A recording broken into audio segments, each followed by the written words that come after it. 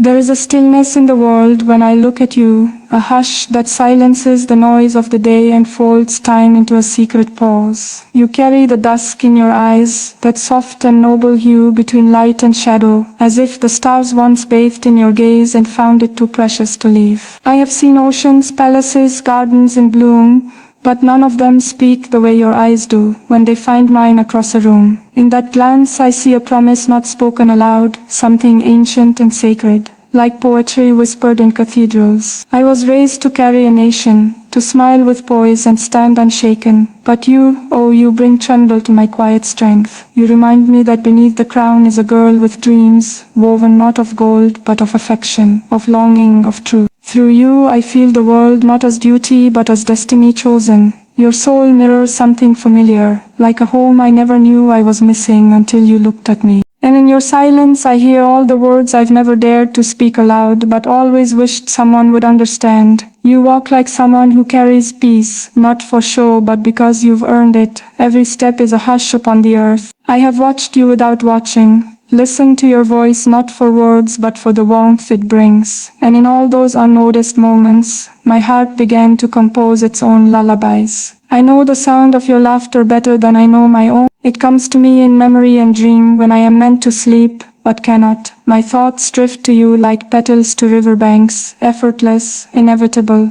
I was taught to be composed, regal, distant if needed, but you make me wish to be none of those things. With you I want to stumble and laugh, cry without shame, confess things I can't even name yet. You are not just a person to me, you are the pages of a book I've longed to read, written in a language only I seem to understand. And when you look at me, I feel like I am not just someone to admire, but someone to hold, someone worth waiting for. I have never believed in fate, but if it exists, it surely wears your face. You don't know this, but when you speak of your dreams, I listen as if each word were a thread, and I a weaver desperate to spin it into something I can wear close to my heart. I envy the wind when it touches your skin. I envy your collar for resting against your throat. I envy the air you breathe, because it gets to know you in ways I never can. And yet I am not sad. Loving you feels not like hunger but like fullness, not like possession but reverence. You have changed me without a single grand gesture. You did not need to climb towers or cross seas. You only needed to be who you are,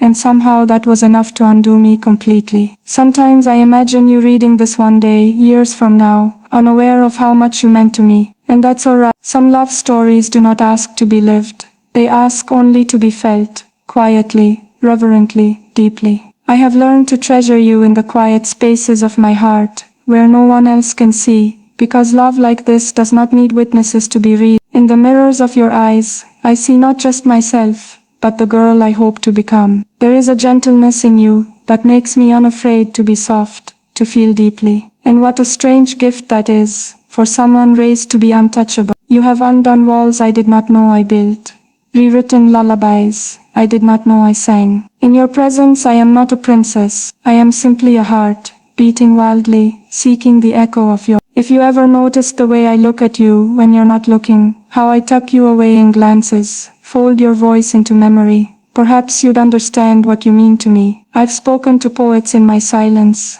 asked the moon if it has ever loved the sun as I have loved the thought of you. Every day I wear masks made of grace and responsibility, but you see the girl beneath, and that is the greatest honor I've ever known. You've never asked for my heart, but if I gave it, I know you'd hold it as if it were your own. And that is why you've already had it all along. The night speaks differently when I think of you. Stars seem to shimmer in unfamiliar rhythms, as if aligning themselves in reverence to your name. I write it sometimes, just your name, over and over again, on pages I later tear and burn, afraid someone might see. But it is not shame I hide, it is sanctity. You are not meant for the eyes of many. You are meant for wonder, for mystery. In a world that parades love like conquest, mine for you is a secret garden, walled and wild, blooming only when no one watches. I do not want to own you, or hold you too tightly. I only wish to walk beside you on quiet days, hear your thoughts unravel like ribbons in wind, feel your warmth through the brush of fingertips. You are not perfect,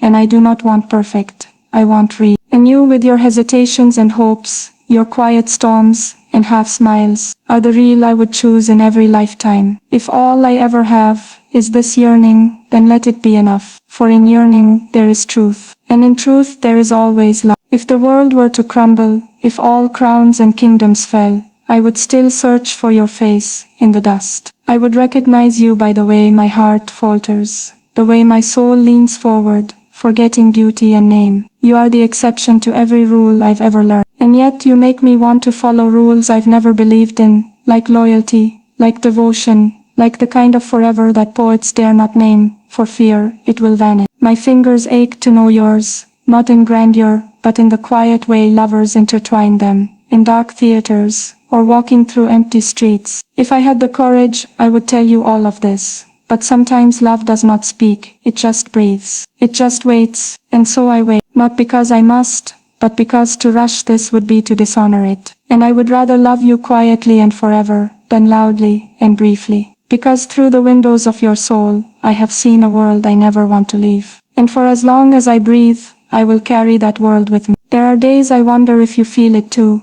Not the same way perhaps, not with the same aching poetry, but something, a flicker in your chest, a pause when you hear my name. Do you remember the first time we met? I do. Every breath, every second, every unspoken word. You were not trying to be seen, and that is how I saw you most clearly. The way you held silence like it was precious. The way you looked at the sky, as though it might answer you. That was the moment I knew I would carry the shape of you inside me. For you live in my hours now, tucked between meetings and ceremonies, in stolen glances, and the echo of imagined conversations. My world spins in its royal patterns, but inside me a different rhythm beats, your name set to the melody of longing. Sometimes, I wonder what your world looks like. Is there room in it for someone like me? Not the idea of me, not the image in the papers, but the girl who writes this. The one who has memorized you like scripture, and loved you like a secret prayer. When I speak to the sea, I speak of you. I ask it to carry pieces of my voice in its waves, hoping they might brush against your feet one day. I am not a woman of many confessions,